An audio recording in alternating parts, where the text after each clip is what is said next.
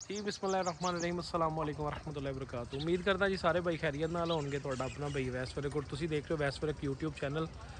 अज दी जिहड़ी वीडियो है मेरी ये फार्मर भाइयों वास्ते एक बड़ा अहम जिहा पैगाम है। वीडियो नूं मुकम्मल देखिया जे, वीडियो पसंद आए तो दोस्तों के नाल शेयर भी करिया जे, और चैनल ते जिहड़े भाई नए ने वो चैनल को सबसक्राइब कर लिया जे, बैल आइकन के बटन दबा के आल नोटिफिकेशन पर क्लिक कर लिया जे, ताकि हर नई आने वाली वीडियो की नोटिफिकेशन तुहानूं मिलती रहे। असी बेसिकली गल करन जा रहे हैं अज अप्रैल की अज 5 तारीख है, और साढ़े फार्मर जोड़े ने साढ़े फार्मर भाई जोड़े ने ये जानवरों के बहुत सारिया गलतियां करते हैं, जिस वजह तो फार्म के उत्ते काफ़ी सारा नुकसान होंदा है जानवरों का। मैं तुहानूं गाय दिखाना वा, तो गाय के नाल तफसील नाल गल करते हैं। देख सकते हो तुसीं साढ़े सामने जी गाय मौजूद है। इस गाय के हालात देखो तुसीं कि अप्रैल दे विच ही इस गाय नूं जिहड़ा ना इतनी ज़्यादा गर्मी फील कर रही है, और मूँह चो कितना ज़्यादा पानी सुट चुकी है। देखो इस दफ़ा जिस तरह के सर्दी का इन्ना मतलब जोड़ा ना हार्ड सीजन साढ़े कोल नहीं है, सर्दी साढ़े को कम पई है। सर्दी कम पैन की वजह नाल साढ़े कोल इस दफ़ा गर्मियों के विच गावां ने ज़्यादा गर्मी महसूस करनी है। मैं तुहानूं चीज़ां भी रिकमेंड करांगा कि किहड़ियां चीज़ां तुसीं दिओ, उहदे नाल जानवर जिहड़ा गर्मी का लोड अपना घटा जाएगा। और दूसरियां चीज़ां मैं तुहाडे नाल ये शेयर करांगा कि तुसीं जानवर नूं बचा किस तरह सकते हो। ठीक है, यह साढ़े सामने गाय मौजूद है जी। देख सकते हो तुसीं कि किस तरह ये हिल रही है। एक तो साड़ी सब नाल पहली गलती जी इस फार्म ते इस जानवर ते असीं ये कर रहे हैं कि इस जानवर नूं असीं 1-2 बजे जिहड़ा ना गर्मी दे विच धुप्प च बाहर बंन दिंदे आ चारा खाण वास्ते, कि जानवर जिहड़ा ना अपना पेट टाइम नाल भर ले। हुण गर्मी 12 बजे धुप्प च बन्नण की वजह नाल गां जिहड़ी है बहुत ज़्यादा डिस्टर्ब हुई है, और गर्मी है इनू बीमारी कोनी है।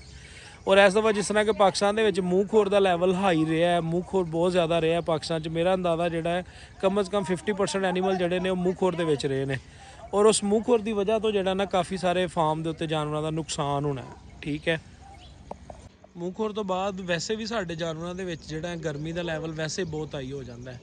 हुण उहदे च असी कोशिश करिए पहले नंबर पर जी साड़ी पहली जानवर की केयर है या फस्ट ट्रीटमेंट की है असी इस बीमारी तो बचन वास्ते कर सकते एनीमल के उपर, वो साडा सब नाल पहला फार्मूला यह होना चाहिए कि असी जानवर नूं हुण धुप्प लवानी बिल्कुल छड्ड दईए। ठीक है, धुप्प ना जानवर लगे, असी ज़्यादा टाइम वास्ते जानवर धुप्प च ना बनीए। अगर जानवर नूं असी चारा खिलाना ही है तो उन्होंने इंतजाम छां वाली जगह पर करिए, या अंदर बरामदियां दे विच करिए, या उसकी खुरली जी है वो बरामदे के अंदर असी उन्होंने खुराक दईए, ताकि वो जिन्ना टाइम ज़्यादा ताकि जितना ज़्यादा टाइम जोड़ा ना वो छाँव दे विच गुजार सके, उहदे उत्ते गर्मी का लोड जोड़ा ना घट जाए।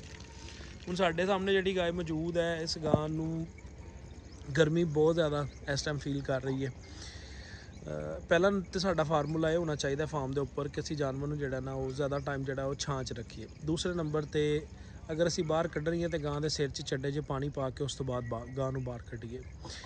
साढ़े कोल चूँकि मैं जिस तरह अगे जिक्र कर चुका तुहाडे नाल कि मूँह खोर की वजह तो जोड़ा ना इस दफ़ा जानवर ने गर्मी का ज़्यादा लोड लेना है अपने उत्ते, क्योंकि जो मूँह खोर आंदा उस तो बाद जानवर के जिसम से अक्सर पशम आ जाती, साहीवाल गावां ते भी आ जाती है, और इतनी ज़्यादा गर्मी कर लग जाती है इस वजह तो कि जानवर जोड़ा ना उसकी वजह तो खाना पीना भी छोड़ जाता है, वजन भी तोड़ जाता है, और बीमारियां भी उत्ते बीमारियों की दावत होंदी है। समझ लो जानवर जोड़ा जिसकी इम्यूनिटी डाउन हो जाती है ना, वो बीमारियों की दावत बढ़ जाती है, क्योंकि वो फिर उस टाइम एक डाइनिंग टेबल का काम कर रहा होंगे कि मैं जनाब इस टाइम बिल्कुल तैयार हाँ, खाना लगा है तो आ जाओ बीमारियां आंदियां ने, फिर जानवर नूं जल्दी नछोड़ जांदियां ने। इस करके कोशिश करो कि अज तो अपने जानवर की केयर करनी शुरू करो, ताकि तुहाडा जानवर रिकवर रहे। अगर तुहाडा जानवर रिकवर रहेगा तो तुहाडा जिहड़ा फार्म की प्रॉफिटेबिलिटी है या फार्म के जिहड़े नुकसान ने वो तुहाडे घट होणगे, प्रॉफिटेबिलिटी ज़्यादा होएगी। हुण इस गर्मी की वजह तो ये कम अज़ कम अपना 4 तो 5 लीटर दुध पर डे का घट दे रही होएगी। फार्मर ये कह रहा होएगा कि यार मेरे को दुध ठीक है, लेकिन ठीक इस तरह ठीक नहीं होंदा कि जानवर खुद दस रहा कि मैं ठीक नहीं है, तो दुध किस तरह ठीक हो सकता है। इस जानवर की अगर दुध की कैपेसिटी 20 लीटर की है, तो अगर ये कोई 14-15 लीटर लै रहे हैं तो 6-7 किलो घट का मतलब यही है कि जानवर जोड़ा अपनी दुध की कैपेसिटी पूरी नहीं कर पा रहा, जी वो जेनेटिकली अल्लाह ने वो अंदर सलाहियत रखी है। तो दूसरे नंबर पर तुसी चूँकि गर्मी का मौसम आ रहा है, मजीद गर्मी तेज़ हो रही है, वो जानवर को गर्मी तो बचाने वास्ते की करना है तुसी? सब तो पहले तो यह करिया जे कि जानवर को ठंडा माहौल दिया जे।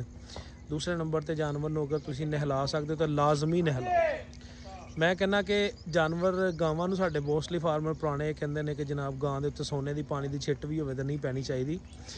तो ਇਹ ਪੁਰਾਣੀ ਪ੍ਰੈਕਟਿਸਿਸ ਨੇ। ਉਦੋਂ ਸਾਡੇ ਕੋਲ ਸਾਹੀਵਾਲ ਦੀਆਂ ਗਾਵਾਂ ਸੀ, ਦੇਸੀ ਗਾਵਾਂ ਸੀ, ਉਹ ਗਰਮੀ ਨਹੀਂ ਸੀ ਇੰਨੀਆਂ ਕਰਦੀਆਂ। ਹੁਣ ਚੂँਕਿ ਅਸੀਂ ਵੱਡੇ ਹਵਾਨੇ ਜ਼ਿਆਦਾ ਦੁੱਧ ਦੇ ਲਾਲਚ ਨੂੰ ਪੈ ਗਏ ਆ ਤੇ ਇਹਦੇ ਵਿੱਚ ਜਾ ਕੇ ਜਾਨਵਰ ਗਰਮੀ ਜ਼ਿਆਦਾ ਕਰਦਾ। ਕੁਛ ਬਾਹਰ ਦੇ ਮੁਲਕ ਐਸੇ ਨੇ ਜਿਨ੍ਹਾਂ ਦਾ ਮੌਸਮ ਸਾਡੇ ਵਾਲਾ ਹੈ, ਕੁਛ ਮੁਲਕ ਐਸੇ ਨੇ ਜਿਨ੍ਹਾਂ ਦੇ ਮੌਸਮ ਬਹੁਤ ਠੰਡਾ ਹੈ, ਔਰ ਉਸ ਮੁਲਕ ਦੀ ਠੰਡੇ ਮੌਸਮ ਦੀ ਤੁਸੀਂ ਗਾਂ ਲਿਆਓਗੇ ਤਾਂ ਇੱਥੇ ਬਹੁਤ ਜ਼ਿਆਦਾ ਪਰੇਸ਼ਾਨ ਹੋ ਜਾਏਗੀ।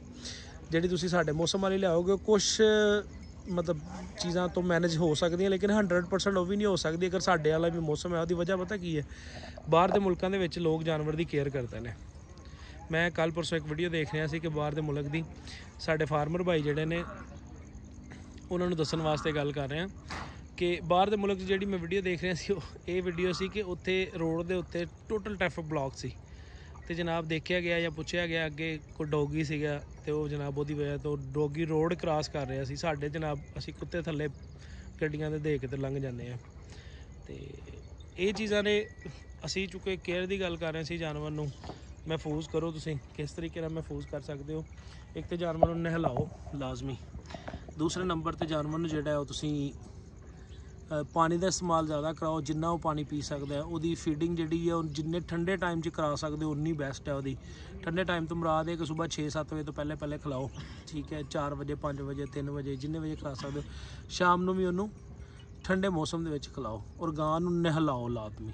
ਇਹ ਮੇਰਾ ਮਸ਼ਵਰਾ ਹੈ ਫਾਰਮਰ ਭਾਈਆਂ ਨੂੰ। ਸਾਡੇ ਪਾਕਿਸਤਾਨ ਦੇ ਵਿੱਚ ਮੇਰਾ ਖਿਆਲ ਹੈ ਕਿ ਅਗਰ 3% ਗਰਮੀ ਦੀ ਵਜ੍ਹਾ ਨਾਲ ਮੈਟੋਰਟੀ ਆਉਂਦੀ ਹੈ ਨਾ ਜੀ, ਤੇ 3% ਮੈਟੋਰਟੀ ਗਰਮੀ ਦੀ ਵਜ੍ਹਾ ਤੋਂ ਕਿਸ ਤਰ੍ਹਾਂ ਆਉਂਦੀ ਕਿ ਸਾਡੇ ਫਾਰਮਰ ਵਿਚਾਰੇ ਦੀ ਜ਼ਿੱਦ ਹੈ ਕਿ ਗਾਂ ਦੇ ਉੱਤੇ ਪਾਣੀ ਵੀ ਨਹੀਂ ਪਾਉਣਾ। ਦੇਖੋ ਗਾਂ ਦਾ ਜਿਸਮ ਵੀ ਹੱਡੀ ਤੇ ਗੋਸ਼ਤ ਨਾਲ ਬਣਿਆ ਹੈ, ਇਸੇ ਤਰ੍ਹਾਂ ਮੱਝ ਦਾ ਜਿਸਮ ਵੀ ਹੱਡੀ ਗੋਸ਼ਤ ਨਾਲ ਬਣਿਆ। ਜਦੋਂ ਹੱਡੀ ਗੋਸ਼ਤ ਨਾਲ ਜਾਨਵਰ ਦਾ ਜਿਸਮ ਬਣਿਆ, ਮੱਝ ਦੀ ਜ਼ਰੂਰਤ ਪਾਣੀ ਹੈ ਤੇ ਗਾਂ ਦੀ ਵੀ ਪਾਣੀ ਜ਼ਰੂਰਤ ਹੈ। ਗਾਂ ਦੇ ਜਿਸਮ ਦੇ ਪਸ਼ਮ ਵੀ ਜ਼ਿਆਦਾ ਹੁੰਦੀ। ਸਾਡੇ ਕੁਝ ਫਾਰਮਰ ਸਮਝਦੇ ਨੇ ਕਿ ਗਾਂ ਨੂੰ ਨਹਾਉਣ ਦੀ ਵਜ੍ਹਾ ਤੋਂ ਗਾਂ ਗਰਮੀ ਜ਼ਿਆਦਾ ਕਰਦੀ ਹੈ। ਨਹਾਉਣ ਤੋਂ ਬਾਅਦ ਅਸੀਂ ਆਮ ਰੂਟੀਨ ਵਾਲੇ ਮੌਸਮ 'ਚ ਬੰਨ੍ਹ ਦਿੰਦੇ ਹਾਂ, ਮਤਲਬ ਪੱਖਾ ਨਹੀਂ ਸਾਡੇ ਕੋਲ ਹੁੰਦਾ, ਠੀਕ ਹੈ। ਅਸੀਂ ਉਸ ਜਗ੍ਹਾ 'ਤੇ ਬੰਨ੍ਹ ਦਿੰਦੇ ਜਿੱਥੇ ਜਾਨਵਰ ਨੂੰ ਹਵਾ ਨਹੀਂ ਲੱਗਦੀ ਤੇ ਜਾਨਵਰ ਜ਼ਿਆਦਾ ਗਰਮੀ ਕਰਨੀ ਸ਼ੁਰੂ ਕਰ ਦਿੰਦਾ। ਅਗਰ ਉਸ ਗਾਂ ਨੂੰ ਤੁਸੀਂ ਰੂਟੀਨ ਦੇ ਨਾਲ ਠੰਡੀ ਜਗ੍ਹਾ 'ਤੇ ਬੰਨੋਗੇ, ਉਹ ਨਵਾ ਕੇ ਪੱਖਾ ਉਹਦੇ ਅੱਗੇ ਚਲਾਓਗੇ ਤੇ ਉਹ ਕਦੀ ਵੀ ਗਰਮੀ ਦਾ ਲੈਵਲ ਜਿਹੜਾ ਨਾ ਆਪਣਾ ਜ਼ਿਆਦਾ ਨਹੀਂ ਕਰਨ ਲੱਗੀ, ਉਹ ਕੰਮ ਕਰੇਗੀ। ਇਹਦੀ ਮਿਸਾਲ ਇਹ ਹੈ ਕਿ ਇੱਕ ਬੰਦਾ ਉਹਨੂੰ ਤੁਸੀਂ ਡੇਲੀ ਜਿਹੜਾ ਮਤਲਬ ਡੇਲੀ ਤੁਸੀਂ ਉਸ ਬੰਦੇ ਨੂੰ ਜਿਹੜਾ ਏਸੀ 'ਚ ਬਿਠਾਉਣਾ ਸ਼ੁਰੂ ਕਰ ਦਿਓ ਤੇ ਜਿਹੜਾ ਬੰਦਾ ਏਸੀ ਦੇ ਵਿੱਚ ਡੇਲੀ ਬੈਠੇਗਾ ਉਹਨੂੰ ਗਰਮੀ ਘੱਟ ਲੱਗੇਗੀ। ਜਿਹਨੂੰ ਇੱਕ ਦਿਨ ਬਿਠਾ ਕੇ 7 ਦਿਨ ਨਹੀਂ ਬਿਠਾਓਗੇ ਤਾਂ ਉਹਨੂੰ ਗਰਮੀ ਆਪਣੇ ਆਪ ਹੀ ਜ਼ਿਆਦਾ ਲੱਗੇਗੀ। ਇਸ ਕਰਕੇ ਇਸ ਗਾਏ ਵਾਸਤੇ ਜਨਾਬ ਸਪੈਸ਼ਲ ਪਾਣੀ ਹੁਣ ਭਾਈ ਪਾਉਣ ਲੱਗੇ ਨੇ ਉੱਪਰ। ਤੇ ਕੋਸ਼ਿਸ਼ ਕਰੋ ਆਪਣੇ ਜਾਨਵਰ ਦੀ ਪ੍ਰੋਪਰ ਤਰੀਕੇ ਨਾਲ ਕੇਅਰ ਕਰੋ। ਹੁਣ ਤੁਸੀਂ ਦੇਖਿਆ ਜੇ ਪਾਣੀ ਤੋਂ ਬਾਅਦ ਜਿਹੜਾ ਨਾ ਫਿਲਫੁਰ ਗਾਏ ਜਿਹੜੀ ਹੈ ਸਕੂਨ 'ਚ ਆ ਜਾਏਗੀ। ਅੱਗੇ ਮੂੰਹ ਖੋਲ ਕੇ ਜਿਹੜਾ ਉਹ ਸਾਹ ਲੈ ਰਹੀ ਸੀ, ਮੂੰਹ 'ਚੋਂ ਪਾਣੀ ਸਿੱਟ ਰਹੀ ਸੀ, ਹੁਣ ਗਾਂ ਜਿਹੜਾ ਪਾਣੀ ਦੀ ਵਜ੍ਹਾ ਤੋਂ ਜੁਗਾਲੀ ਕਰਨੀ ਸ਼ੁਰੂ ਕਰ ਦੇਗੀ ਔਰ ਗਾਂ ਸਕੂਨ 'ਚ ਵੀ ਹੋ ਜਾਏਗੀ। ਪਾਣੀ ਇਤਨੀ ਬੜੀ ਨੇਮਤ ਹੈ, ਸਿਰਫ ਪੀਣ ਵਾਸਤੇ ਆਪਣੇ ਨਾਲ ਰੱਖੋ, ਜਾਨਵਰਾਂ ਨੂੰ ਵੀ ਨਵਾਓ ਤੇ ਉਹਨਾਂ ਦੇ ਉੱਤੇ ਵੀ ਪਾਓ ਲਾਜ਼ਮੀ। ਤੇ ਦੂਸਰਾ ਇਹ ਕਿ ਜਾਨਵਰ ਨੂੰ ਤੁਸੀਂ ਮਿੱਠੇ ਤੇਲ ਦਾ ਇਸਤੇਮਾਲ ਕਰੋ। ਤਿਲਾਂ ਦਾ ਤੇਲ ਜਿਹੜਾ ਹੁੰਦਾ ਉਹ ਚੁੱਕ એનર્ਜੀ ਜਾਨਵਰ ਦੀ ਬਹੁਤ ਹਾਈ ਰੱਖਦਾ। એનર્ਜੀ ਜਿਸ ਟਾਈਮ ਹਾਈ ਹੋਏਗੀ ਤੇ ਜਾਨਵਰ ਬਿਮਾਰੀ ਦੇ ਖਿਲਾਫ ਖੁਦ ਹੀ ਤਿਆਰ ਕਰ ਲਏਗਾ। ਇਹ ਦੂਸਰਾ ਇਹ ਫਾਰਮੂਲਾ ਇਹਦਾ। ਤੀਸਰੇ ਨੰਬਰ 'ਤੇ ਕੁਛ ਲੋਕ ਸਾਡੇ ਦਰਮਿਆਨ ਦਾ ਇਸਤੇਮਾਲ ਕਰਦੇ ਨੇ। ਉਸ ਤੋਂ ਬਾਅਦ ਜਿਹੜਾ ਦਰਮਿਆਨ ਵੀ ਇਸਤੇਮਾਲ ਕਰਦੇ ਨੇ, ਗਲੂਕੋਜ਼ ਦਾ ਵੀ ਇਸਤੇਮਾਲ ਕਰਦੇ ਨੇ। ਇਹ ਚੀਜ਼ਾਂ ਜਿਹੜੀਆਂ ਨੇ ਫ਼ਾਇਦਾ ਦਿੰਦੀਆਂ ਨੇ ਲੇਕਿਨ ਮਾਈਨਰ ਮਿਕਦਾਰ ਦੇ ਵਿੱਚ। ਜਾਨਵਰ ਦੀ એનર્ਜੀ ਤੁਸੀਂ ਜਿੰਨੀ ਜ਼ਿਆਦਾ ਬੂਸਟ ਕਰ ਲਓਗੇ ਨਾ, એનર્ਜੀ ਦੇ ਵਿੱਚ ਤੁਹਾਡਾ ਜਾਨਵਰ ਜਿਹੜਾ ਉਹ ਪ੍ਰੋਪਰ ਤਰੀਕੇ ਨਾਲ ਰਿਕਵਰ ਹੋ ਜਾਏਗਾ।